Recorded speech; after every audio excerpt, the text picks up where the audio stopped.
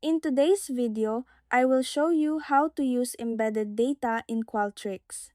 First, open your browser, go to the official site of Qualtrics, and make sure you are logged in. Once you are on the home page, open the project you want. Utilizing embedded data is an incredibly powerful feature because it allows you to store extra information in your survey results like respondent demographics or hidden tracking details without forcing people to answer extra questions.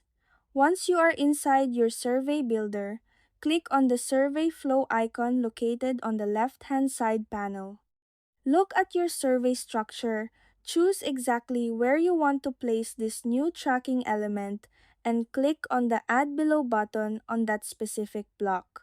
From the list of options that appears, click on Embedded Data.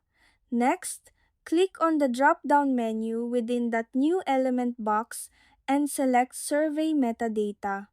Finally, click on the specific sample item you want to embed, such as the respondent's operating system, browser type, or resolution. And that's it. That's how you use embedded data in Qualtrics.